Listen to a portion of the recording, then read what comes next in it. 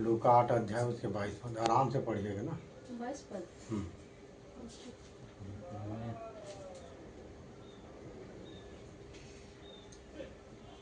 फिर एक दिन वह और उसके चेले नाव पर चढ़े और उसने उनसे कहा, आओ झील के पार चलें। हाँ ना, लिखा है। उन्होंने नाव खोल दी।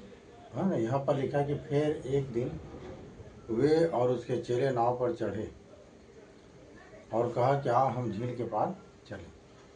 मतलब यीशु के 12 चेले थे और यीशु झील के किनारे पहुँचे। तो झील के किनारे क्या हुआ कि नाव बंधा हुआ था और तब यीशु ने कहा कि आओ हम झील के पार चलें। ये लिखा है यहाँ पर, एक दिन वे और उसके चेले नाव पर चढ़े और यीशु ने कहा कि आओ हम झील के पार चलें। तब आगे क्या हुआ? पर जब नाव चल रही थी तो वह सो गया। हाँ, जब नाव चल रही थी तो यीशु सो गया। यीशु कहाँ सो गया? नाव के नीचे, है ना। पहले भी अच्छा कारीगर था प्रवचन भाई, जो पहले भी नाव बनाते थे ना, तो नाव के नीचे सोने के लिए भी बनाए रहते थे। ठीक है, तो नीचे नाव के नीचे सो गया कौन? यीशु। और ये क्या कहा था कि आओ हम झील के पार चलें, और जब नाव चल रही थी तो यीशु नाव के नीचे सो गया, मतलब नीचे। ठीक है, तब आगे।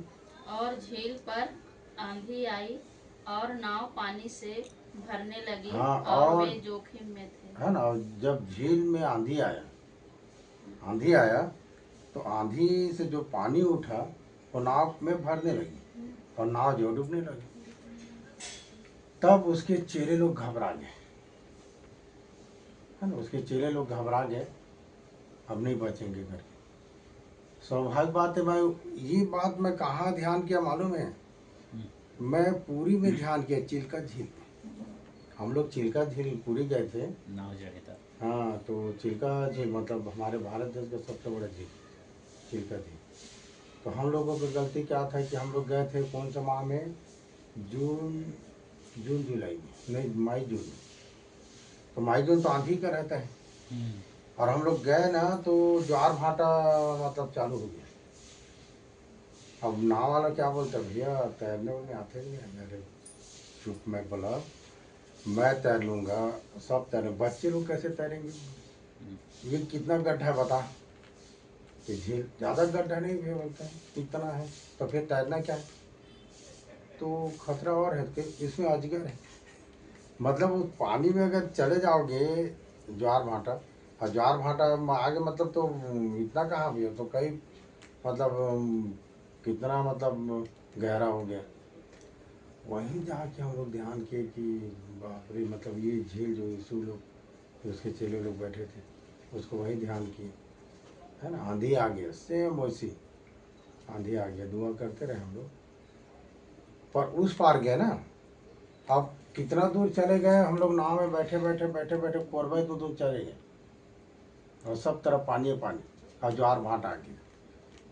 हाँ ठीक, और उस पार गए ना तो क्या हुआ, एक आदमी केकड़ा को पकड़ा और बताया कि अभी खतरा नहीं भी, बोले आंधी के तूफान के, आंधी तूफान के यदि रहता ना खतरा, तो केकड़ा के आँख जो ऊपर निकले रहता है ना, बोले लाल हो जाएगा। बोले अभी कैसे भी है तो पीला है। बोला अच्छा ठीक है भैया, जैसा भी तेरा रहे करके। ऐसे ऐसे लोग ना अनुमान लगाते हैं, चिन्ह चमत काटेंगे।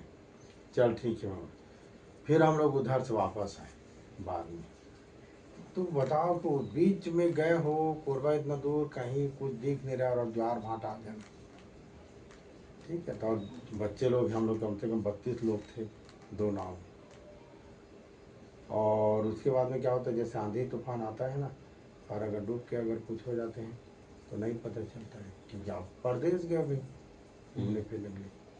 तो अपना सावधानी से रहो। यहाँ पर क्या हुआ, जब यीशु और उसके चेले नाव पर चढ़े और जब नाव चल रही थी तो क्या हुआ, यीशु नाव के नीचे सो गया और उसके बाद झील में आंधी उठी और इतना आंधी हो गया कि पानी, है ना, नाव में भरने लगी और नाव डूबने लगा।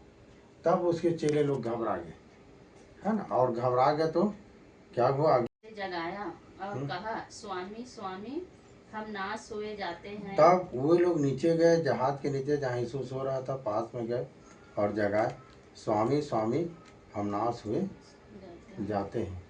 आगे? तब उसने उठकर आंधी को और पानी की लहरों को डांटा। जब यीशु उठा तो क्या किया?